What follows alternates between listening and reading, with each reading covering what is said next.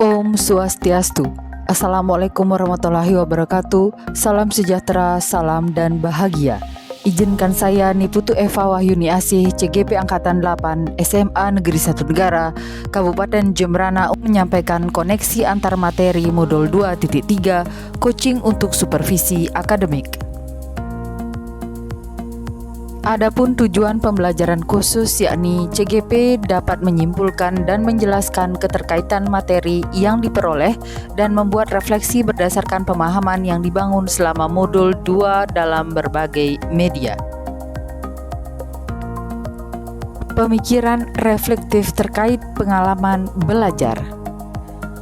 Pengalaman atau materi pembelajaran yang baru saja saya peroleh adalah dalam modul 2.3 ini saya mempelajari tentang supervisi akademik sebagai kegiatan berkelanjutan yang meningkatkan kompetensi guru sebagai pemimpin pembelajaran dalam mencapai tujuan pembelajaran, yakni pembelajaran yang berpihak pada murid. Hal ini sebagai bagian untuk memberdayakan potensi guru sebagai identitas sukses sebagai pemimpin pembelajaran. Supervisi akademik haruslah berfokus pada peningkatan pengetahuan, keterampilan, pengembangan motivasi dan komitmen dari guru. Supervisi akademik bertujuan untuk mengembangkan kompetensi diri dalam setiap pendidik di sekolah. Untuk itu, supervisi akademik dilaksanakan dengan menggunakan pendekatan coaching yang memiliki 3 prinsip, yaitu kemitraan, proses kreatif, dan memaksimalkan potensi. Kompetensi inti yang harus dimiliki adalah kehadiran penuh atau presence, mendengarkan aktif, dan mengajukan pertanyaan yang berbobot. Selanjutnya, percakapan yang berbasis coaching adalah percakapan dengan alur tirta, yaitu tujuan, identifikasi, rencana aksi, dan tanggung jawab. Terdapat 3 tahapan dalam supervisi akademik, yaitu praobservasi, observasi, dan pasca observasi.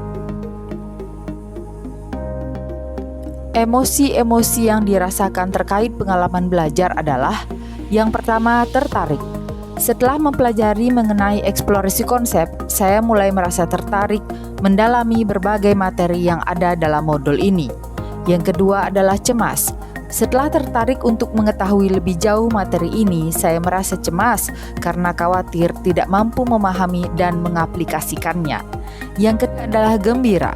Saya merasa gembira setelah mampu melaksanakan praktik coaching dalam ruang kolaborasi, demonstrasi konseptual bersama dengan rekan CGP. Dan yang keempat adalah optimis. Saya merasa optimis untuk mampu mengaplikasikannya di sekolah bersama dengan rekan dan murid saya. Yang sudah baik berkaitan dengan keterlibatan diri dalam proses pembelajaran adalah: yang sudah baik dari saya terkait keterlibatan dalam proses belajar, yakni saya mampu secara aktif berkolaborasi dengan rekan CGP saat mempraktikkan coaching menggunakan alur tirta, dengan tetap memperhatikan prinsip coaching serta mengaplikasikan kompetensi inti coaching, baik itu dalam ruang kolaborasi dan demonstrasi kontekstual, dengan berperan sebagai coach, coachee, serta sebagai pengamat. Apa yang perlu diperbaiki terkait dengan keterlibatan diri dalam proses belajar? Yang perlu diperbaiki terkait keterlibatan diri dalam proses belajar adalah diperlukan perbaikan dalam kemampuan untuk membuat pertanyaan-pertanyaan berbobot agar dapat memunculkan potensi diri dari coachee, menggali informasi permasalahan dari dalam diri coachee, serta dari pertanyaan berbobot yang diberikan, coachee mampu memberdayakan dirinya dan memunculkan potensi-potensi yang dimiliki untuk menemukan solusi atas permasalahan yang dihadapi. Keterkaitan terhadap kompetensi dan kematangan diri pribadi adalah: setelah saya mempelajari modul 2.3 tentang coaching dalam supervisi akademik, saya merasa bahwa kompetensi saya mulai pada tahap berkembang terkait dengan sebagai pemimpin pembelajaran yang mampu menyediakan pembelajaran yang berpihak kepada murid. Hal ini ditandai dengan mampunya mempraktekkan proses coaching yang menggunakan alur dialog tirta, yakni tujuan, identifikasi, rencana aksi, dan tanggung jawab, baik itu sebagai coach, coachee, dan pengamat. Saat saya mempraktekkan proses coaching, ketika saya sebagai coach, saya harus mampu menangkap kata kunci dari coachee, mendengarkan dengan rasa untuk mengutarakan pertanyaan berbobot. Di samping itu juga saya harus mampu mengendalikan diri untuk menghindari melabeli, memberikan asumsi terhadap lawan bicara atau coachee, sehingga saya mampu mengelola emosi untuk melaksanakan proses coaching dengan prinsip coaching, yaitu kemitraan, proses kreatif, dan memaksimalkan potensi.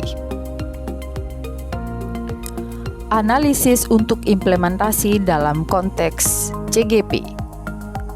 Memunculkan pertanyaan kritis yang berhubungan dengan konsep materi, menggalinya lebih jauh.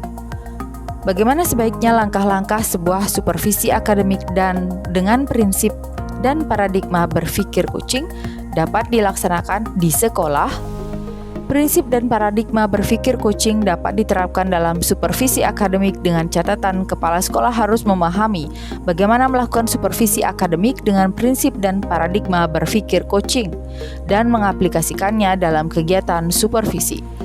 Selanjutnya, sebelum melaksanakan observasi, diperlukan tahapan pra-observasi di mana kepala sekolah mendiskusikan rencana yang akan dilakukan oleh guru. Berikutnya, pada tahapan observasi, kepala sekolah dapat hadir sepenuhnya menyimak dan memberikan penilaian sesuai dengan kesepakatan dan berbasis data dengan kehadiran penuh. Kemudian pada tahapan observasi, kepala sekolah duduk kembali bersama guru untuk memberikan umpan balik atau tindak lanjut terkait pelaksanaan observasi kelas yang dilakukan guru dengan pola berpikir menuntun. Sehingga penilaian supervisi menjadi sebuah penilaian guru untuk meningkatkan kompetensi akademik guru sebagai pemimpin pembelajaran dalam mencapai tujuan pembelajaran, yakni pembelajaran yang berpihak kepada anak, untuk memberdayakan potensi guru menjadi identitas sukses sebagai pemimpin pembelajaran. Mengolah materi yang dipelajari dengan pemikiran pribadi sehingga tergali wawasan atau insight baru. Coaching dalam supervisi akademik dapat berpengaruh dalam terwujudnya pemimpin pembelajaran yang berpihak kepada murid. Pembelajaran yang berpihak kepada murid adalah hal yang sangat penting untuk diterapkan dalam lingkungan sekolah untuk menciptakan sebuah lingkungan pembelajaran yang menyenangkan dan nyaman yang nantinya akan berpengaruh positif terhadap perkembangan dan peningkatan kompetensi intelektual murid. Sebagai pemimpin pembelajaran, maka guru harus memahami perkembangan murid secara menyeluruh, tidak hanya aspek kognitif saja akan tetapi juga aspek sosial dan emosional murid. Sehingga tujuan coaching dalam supervisi akademik yaitu mengembangkan kompetensi guru serta menyediakan pembelajaran yang berpihak kepada murid dapat terwujud. Menganalisis tantangan yang sesuai dengan konteks asal CGP baik tingkat sekolah maupun daerah.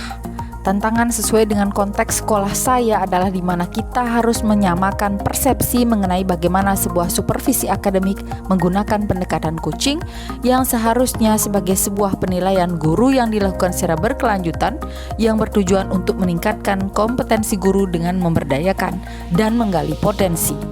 Supervisi akademik hanya dijadikan sebagai penilaian rutin kepala sekolah kepada guru saja yang dilakukan hanya 1 kali dalam 1 tahun ajaran.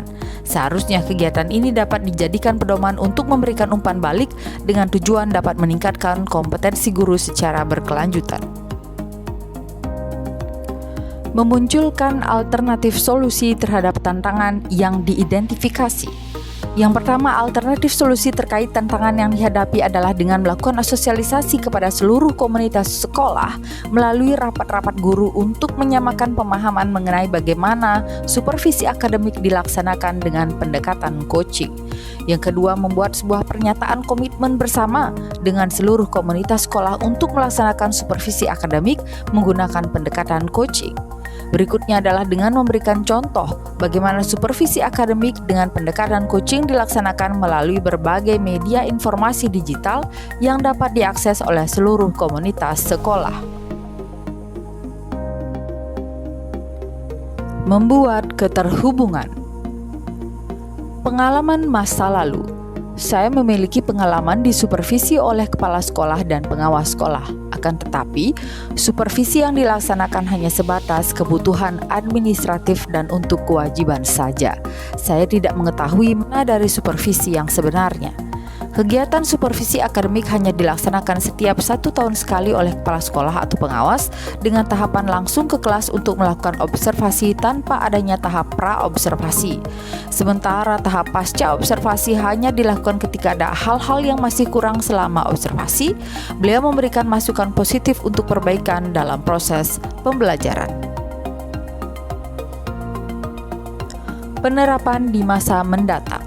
Untuk penerapan ke depannya, kegiatan supervisi akademik hendaknya harus dijadikan sebagai anggota rutin yang berkelanjutan dengan terjadwal secara kontinu untuk meningkatkan kompetensi guru secara menyeluruh dalam bidang akademik dengan menggunakan pendekatan prinsip coaching, yaitu kemitraan, proses kreatif, dan memaksimalkan potensi dengan tahapan pra-observasi, observasi, dan pasca observasi.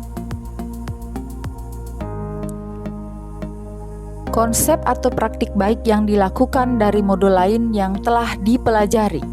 Modul 2.1. Dalam pembelajaran berdiferensiasi, murid diberikan kesempatan untuk berkelompok sesuai dengan kebutuhan belajarnya agar dapat memaksimalkan potensi yang dimilikinya. Demikian juga dengan praktek coaching yang dilakukan menggunakan alur Tirta dengan pertanyaan berbobot untuk memaksimalkan potensi coachi agar dapat menemukan sendiri solusi dari permasalahan yang dihadapi.